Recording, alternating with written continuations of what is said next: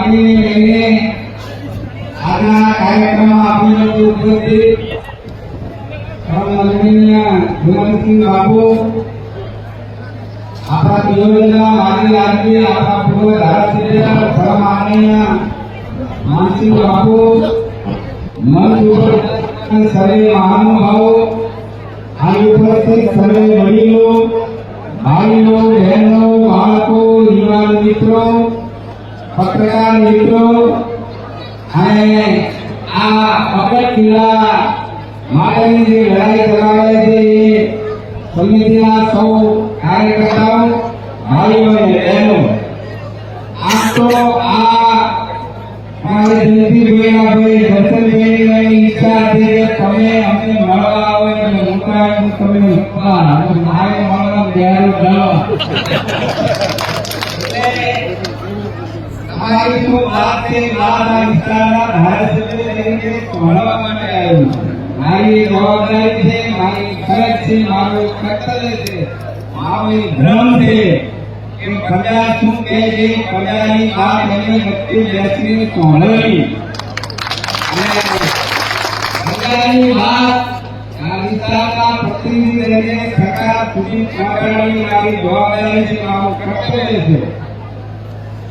અને અહીં વાત કરી કે કર્તવ્યમાં હું કદી પાછળ નથી પડ્યો. માનસિંહ બાપુએ ભૂતકાળની વાત કરી, પણ અમે જ્યારે જૂના વિભાજનની વાત મારા કોને આવી પ્રસંગે સરકારનું ધ્યાન દોર્યું હતું એ આ બધા જાણે છે.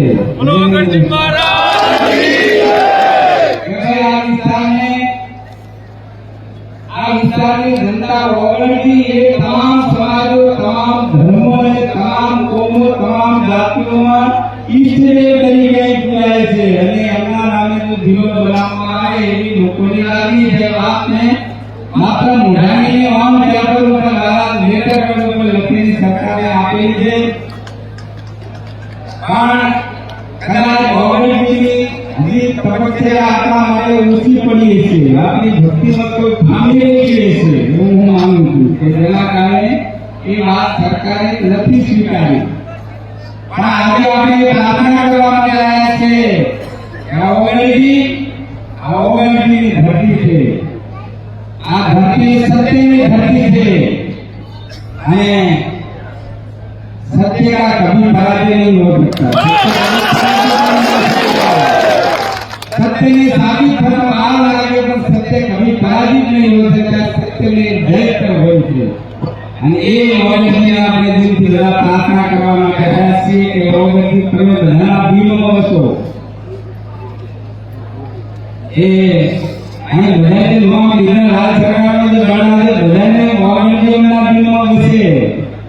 અને જ્યારે આ જિલ્લાની જાહેરાત થઈને મને તમે આવેદન પત્ર આપોને તરત આપો સરકારને પુનઃ વિચારણા માટે પણ કાગળમાં લખ્યું છે જે અહીં આગળ આવે છે.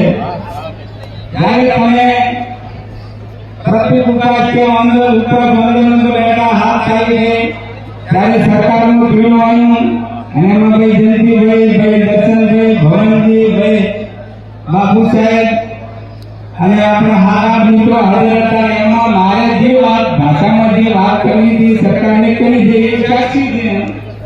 એટલે આપણે બહુ પ્રયત્ન કરી રહ્યા છીએ, પણ મારી વાતને એક જ વિનંતી છે કે બધા સમજે થઈને લોકશાહી હવે આપણે નાગરીને આગળ વધારવું જોઈએ. તો ધીરે ઓગણની ધરતીનું થશે.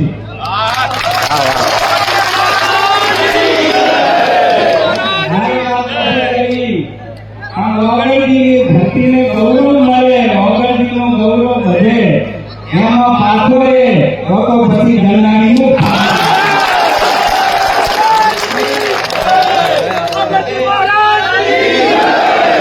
એના માટે જે કંઈ કરવું પડે એ ભારત સરકારમાં બેસીને કરવા માટે હું પૂરો પ્રયત્ન કરીશ. આપણે વિનંતી એટલી છે કે તમારી જે પણ વાત છે ડોક્ટર માનસિંહ વાત કરી હાલની પોઝિટિવ વાત એ પોઝિટિવ વાત જે હોય દરેક ગામમાંથી દરેક જે વાત થઈ રવિવાર સુધીના માટે આપો આપતા મંગળવારે બોલો ગણજી મહારાજ. તમારા દર્શન કરવા અને ઓગણજીને પ્રાર્થના કરવા માટે આવ્યો છું. આપણે શું પ્રાર્થના કરીએ કે ઓગણજી એ આ ભક્તિની વાત ને શેઠ સુધી પહોંચાડે અને એમાં ઓગણજી આપણને સહાયતા કરે, આપણને મદદ કરે અને ઓગણજી ઈ સહાયતા વગેરે કામ શક્ય નથી. આપણે બધા ભેગા થઈને ભેગા જોઈને ઓગણજીને તીર્થ પ્રાર્થના કરીએ કે ઓગણા અને અમારી આ વાતને સાથે કર્યો. થોડો આભાર. ભારત માતા કી